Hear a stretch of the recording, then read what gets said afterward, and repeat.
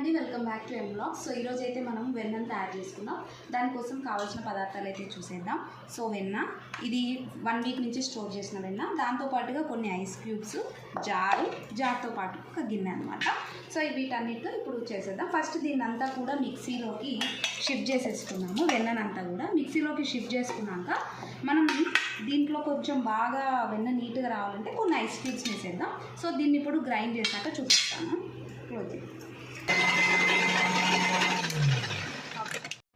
So ఇక్కడ చూస్తున్నారు కదా, చూడండి ఇంత క్రీమీ టెక్స్చర్ వచ్చిందో, అందుకే మనం ఐస్ క్యూబ్స్ అయితే వేసాం. ఐస్ క్యూబ్స్ వేస్తే ఇలా క్రీమీ టెక్స్చర్ అంతా వస్తుంది. సో ఇప్పుడు ఈ గిన్నెలో అన్నిటినీ కూడా మొత్తం మనం షిఫ్ట్ చేసేసుకుందాం. షిఫ్ట్ చేసేసి స్టవ్ మీద సిమ్లో పెట్టేది.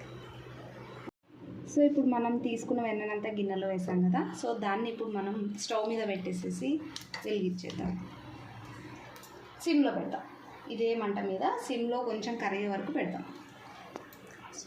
ఇక్కడ చూస్తున్నారు కదా, ఈ నురుగంతా కూడా మొత్తం అయిపోయి కింది వరకు వెళ్ళిపోతుంది. ఈ నురుగంతా పైకి వచ్చిన నురుగంతా కిందికి వెళ్ళే వరకు మనమైతే పెట్టుకోవాలి. మీడియం ఫ్లేమ్లోనే పెట్టుకొని ఇట్లానే కలుపుతూ ఉండాలి, లేకపోతే మాడిపోతూ ఉంటుంది, పొంగుతుంది కూడా.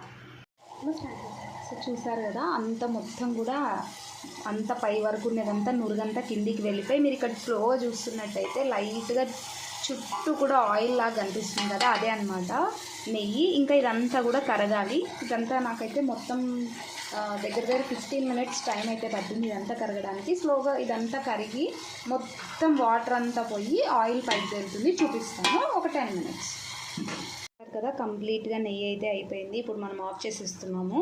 సో ఇదనమాట, నెయ్యి అయితే కంప్లీట్ అయిపోయింది. ఇంతవరకు ఇలా మొత్తం పూర్తిగా ఆయిల్ అయిపోయి బ్రౌన్ అయిపోయే వరకు అయితే మనం పెట్టాల్సిందే.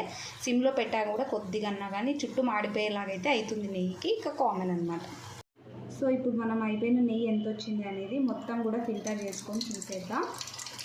సో ఇది వీక్కి నేను తీసిపెట్టినది మాత్రం ఒక్క పూట మాత్రమే తీసిపెట్టాను అనమాట.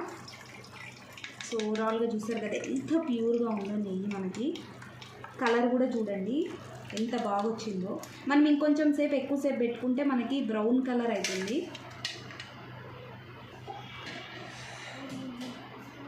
సో ఇదన్నమాట మన ప్యూర్ గీ. చూసారు కదా ఎంత మంచిగా అయిందో, టెక్స్చర్, స్మెల్ కూడా, అరోమా. సో చూసారు కదా, ఇదనమాట ఒక వీక్కి నాకు ఇంత నెయ్యి అయితే వచ్చేసింది. చూడండి ఎంత ప్యూర్ గీ, స్మెల్ అయితే అసలు చాలా సూపర్గా ఉంది. సో ఇలా సింపుల్గా మనం నెయ్యిని ప్రిపేర్ చేసుకోవచ్చు. ఇది కొంచెం మనకి చల్లారాక ఇలా గాజు సీసాలో స్టోర్ చేసి పెట్టుకుంటే చాలా బాగుంటుంది. సో మీరు కూడా చేసుకొని కమెంట్ అయితే తప్పకుండా ఇవ్వండి. లైక్ చేయండి, షేర్ చేయండి, సబ్స్క్రైబ్ చేసుకోవడం మాత్రం అసలు మర్చిపోవద్దు. Thank you so much.